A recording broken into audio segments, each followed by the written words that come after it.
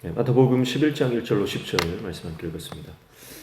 1절 먼저 보시면 예수께서 12제자에게 명하기를 마치시고 이에 그들의 여러 동네에서 가르치시며 전도하시려고 거기를 떠나 가시니라 말씀하죠. 10장의 마지막 부분입니다. 내용상으로는 10장의 마지막에 위치하는 부분이죠. 제자 파송의 명령들을 마치시고 예수님도 갈릴리 여러 동네로 영혼 구원의 사역을 시작하고 계십니다. 예수님은 항상 발로 뛰는 분이셨어요. 그래서 사역은 말로만 하는 게 아니죠. 사역은 발로 뛰어야 합니다. 제가 이제 대학 때 교양 과목으로 사진 수업을 들은 적이 있거든요. 그때 아직도 인상적으로 기억에 남는 그 교수님의 말이 뭐냐면 사진은 발로 찍는 겁니다. 그렇게 말씀하셨어요. 사진은 손으로 찍는 게 아니라 발로 찍는 겁니다. 그러더라고요. 사진을 찍기 위해서는 많이 돌아다녀야 되거든요. 많이 돌아다니고 또 많이 보고 그렇게 발품을 판 만큼 부지런히 뛴 만큼 좋은 사진이 나온다. 그런 말이었습니다. 복음도 마찬가지죠. 제자는요, 선교적인 삶을 사는 사람이 제자입니다. 선교적인 삶을 산다는 것은 그가 한 곳에 머무르는 것이 아니죠. 예수님을 따라가는 삶이죠. 부지런히 움직이는 삶입니다. 복음을 전하기 위해서 반드시 누군가를 만나야 하는데 앉아서 기다리면 만날 수가 없는 거예요. 그래서 부지런히 움직이고 다니고 사람들을 찾아가야 합니다. 마태복음 28장에 예수님의 지상명령이 나오죠. 지상명령의 핵심은 제자 삼는 거죠. 그런데 제자들을 삼기 위해서 선제적인 조건이 있습니다. 첫 번째는 뭐죠? 가라는 거예요. 가서 제자를 삼고 가지 않는다면 만날 수 없습니다. 가지 않는다면 제자 삼을 수 없는 것입니다. 그래서 우리는 끊임없이 가야 합니다. 어디로 가야 합니까? 복음이 필요한 땅으로 가야 됩니다. 어디로 가야 됩니까? 낯선 사람들이 있는 땅으로 가야 됩니다. 익숙한 땅이 아니고 익숙한 공간이 아니고 낯선 공간, 낯선 땅, 낯선 사람들에게로 끊임없이 나아가야 됩니다. 그래서 우리의 삶이 고인물이 되어서는 안 됩니다. 끊임없이 만나던 사람들만 만나고 끊임없이 내가 익숙한 공간에만 머물면 복음 증거의 삶을 살 수가 없습니다. 선교적 삶, 전도적 삶을 살 수가 없습니다. 우리는 낯선 땅으로 가야 됩니다. 땅끝으로 가야 됩니다. 내 옆에 있는 나의 영적 사각지대가 있습니다. 그곳으로 가야 됩니다. 교회 안에도 영적 사각지대가 있을 수 있습니다. 교회 안에 내가 한 번도 말도 섞지 않은 그런 분들이 있을 수 있어요. 수년간 혹은 수십 년간 교회를 다니면서도요, 단 한 번도 교제를 하지 못했던 분이 있을 수 있어요. 그런 것이 어쩌면 나의 땅끝입니다. 그곳으로 나아가야 됩니다. 그분을 만나야 됩니다. 나아가는 것. 끊임없이 내가 전도적 삶을 살고 복음적 삶을 살기 위해서 예수님을 따라가야 되죠. 그럴 때 복음 증거의 역사와 또 회복의 생명이 살아나는 역사가 일어나게 되는 것이죠. 예수님은 말로만 하시고 제자들에게 시키기만 하신 분이 아닙니다. 항상 스스로 항상 솔솔수범하셨고 항상 먼저 가셨습니다.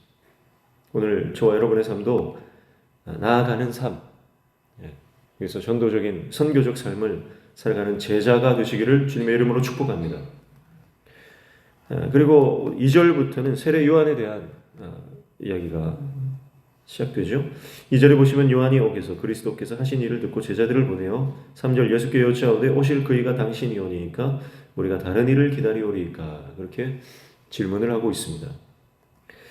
세례 요한은 예수님께 세례를 주고 난 이후에 곧바로 투옥된 것으로 보입니다. 이유는 헤롯의 스캔들을 지적하면서 왕실 권력에 대항했기 때문입니다.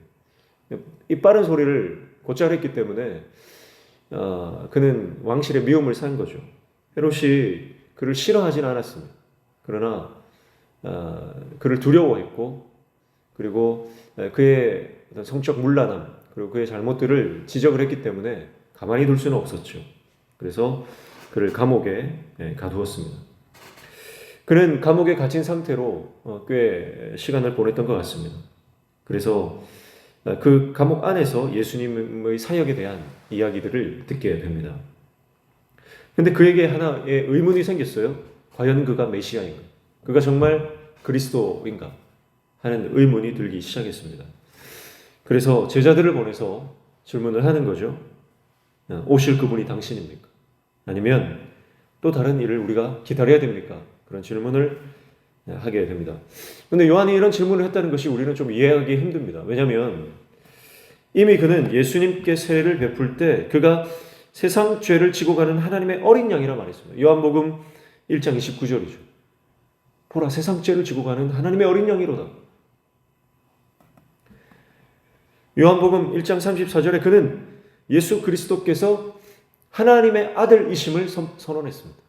하나님의 아들. 그는 예수님을 본 순간 영안이 열려서 그의 정체를 알아본 것이었죠. 그가 누구인지 분명히 알았습니다. 그리고 세례 요한이라고 하는 사람은요, 하나님 나라 천국 복음을 위해서 선택된 나시린이었고, 그리고 사명을 위해서 모든 것을 바친 자였죠. 그래서 감옥에 갇힌 자신의 상황 때문에 그 상황을 비관하거나 아니면 죽음을 두려워했던 것은 아닌 것으로 보입니다. 그러면 왜 세례 요한이 그의 믿음이 흔들렸을까요? 왜 예수님을 제대로 알아봤던 그가 지금에 와서 갑자기 그 생각이 흔들리고 있는 것일까요? 그것은 아마도 그가 이해했던 메시아 그리고 하나님이 일하시는 성경이 말하는 메시아 그 두 사이에 간극이 거리가 존재했기 때문일 것입니다. 왜냐하면 세례 요한이 기대했던 메시아는 심판을 가져오는 임박한 종말 때에 심판을 가져오시는 종말론적 메시아였기 때문입니다. 그래서 내가 생각하는 메시아와 성경이 말하는 메시아가 달랐다는 거예요. 그의 기대로는 누가복음 3장 17절 말씀에 그는 이렇게 말하죠. 손에 키를 들고 자기의 타작마당을 정하게 하사 알곡은 모아 곡간에 들이고 쭉정이는 꺼지지 않는 불에 태우신다. 그렇게 말씀합니다. 또 누가복음 3장 9절에는 이미 도끼가 나무 뿌리에 놓였다. 그렇게 말했어요. 그러니까 세례 요한의 생각에는 이 예수님이 곧 로마를 멸망시키실 것이다. 그렇게 봤던 거예요. 그런데 감옥에 가만히 아무리 기다려도 풀려날 기미가 보이지 않고 로마가 망할 기미가 보이지 않는 것입니다. 종말이 임박했다고 그는 알고 있었습니다. 그래서 이제 곧 이 종말이 시작될 것을 그는 기대하고 있었습니다. 그러나 투옥 기간이 길어질수록 그의 마음 안에는 어떤 일종의 오류가 발생하기 시작한 거죠. 자기가 알고 자기가 기대하고 자기가 생각하고 자기가 꿈꿨던 그 하나님의 나라와 예수님이 가지고 오신 하나님의 나라가 그 모양이 조금 달랐기 때문입니다. 예수님은 그런 그에게 뭐라고 말씀하시죠? 내가 그다. 오리라고 한 내가 그가 나다. 다른 사람 기다릴 필요 없다. 이렇게 명쾌한 답변을 주시면 좋을 건데 그렇게 말씀하지 않으십니다. 뭐라고 말씀하십니까?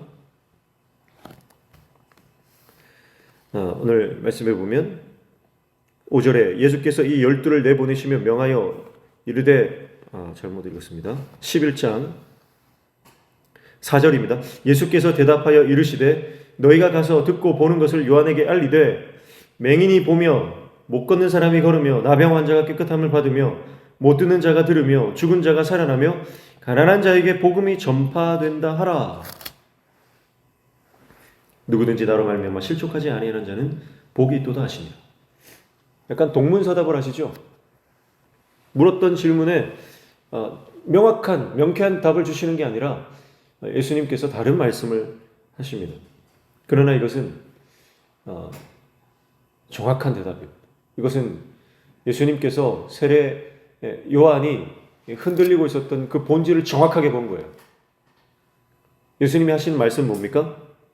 예수님의 가르침과 예수님의 사역의 내용들을 너희가 본 그대로, 들은 그대로 세례요한에게 전해라. 그 내용은 바로 하나님의 나라가 임할 때에 수많은 연약한 자들이 회복되는 그 사역의 내용이었습니다. 이 사건들은 전부 이사야의 예언된 사건들이었어요.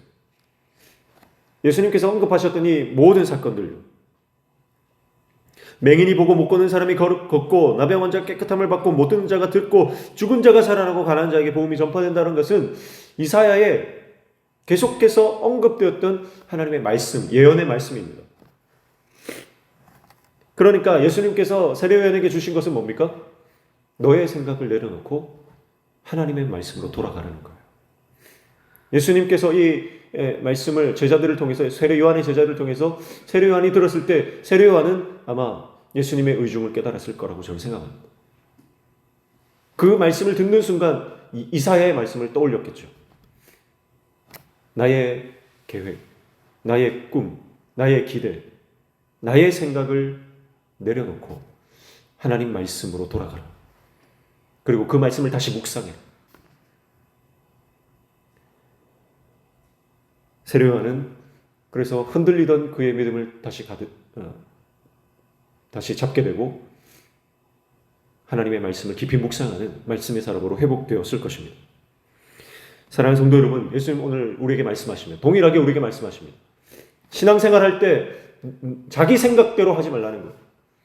나의 기대로 하나님 나라를 꿈꾸지 말라는 거예요. 내 생각 속으로 끊임없이 파고들지 말고 말씀 안으로 들어가라는 것입니다. 내 이해의 범주에서 빠져나와 내 좁은 나의 생각에, 내 철학에, 내 경험의 틀에서 빠져나와서 하나님의 말씀 안으로 복귀하라. 주님의 말씀 안으로 들어가라. 그렇게 말씀하는 것입니다. 사랑하는 성도 여러분, 그리스도인으로 살아간다는 것, 이 땅에서 믿음으로 살아간다는 것은요, 끊임없이 나의 생각과 하나님의 생각이 충돌하는 것입니다. 그때 우리는 내 생각을 내려놓아야 됩니다. 내 자아를 십자가에 못 박아야 됩니다. 내 계획과 내 소원들이 무산되거나 계속해서 미루어질 때 우리는 당황스럽고 믿음이 약해지는 경험들을 하게 됩니다. 때로는요, 어쩔 때는 하나님이 정말 살아계시냐? 하나님이 진짜 하나님 맞냐? 그렇게 대들기도 합니다. 그러나 그때 우리는 우리의 시선을 다시 말씀으로 옮겨야 됩니다. 말씀으로 우리의 시선을 고정시켜야 됩니다. 그러면 회복이 일어나요. 예수님의 이 말씀을 통해 세례요한은 분명히 회복되었을 것입니다. 흔들리고 있던 그 믿음이 다시 말씀 위에 굳건하게 서게 되었을 것이라고 저는 확신합니다. 얼마 후 세례요한은 목이 잘려 참수를 당할 것입니다. 그러나 그 죽음 안으로 들어갈 때에도 세례요한은 흔들리지 않는 믿음으로 예수님이 말씀하셨던 하나님께서 꿈꾸셨던 그 하나님의 나라, 그것을 그도 꿈꾸며 그의 생을 마감했을 것입니다. 예수님은 믿음이 연약해진 그를요, 나무라지 않으셨죠. 세례요한이 그런 질문을 했을 때 제자들에게 너마저 그러면 어떠냐, 어쩌냐, 어떻게 그런 생각을 할 수 있느냐, 그런 책망을 한마디도 하지 않으셨습니다. 말씀으로 격려하셨습니다. 말씀으로 그를 위로하셨습니다. 그리고 실족하지 말고 계속 복된 삶을 지켜나가라. 그렇게 그를 격려하시는 것이죠.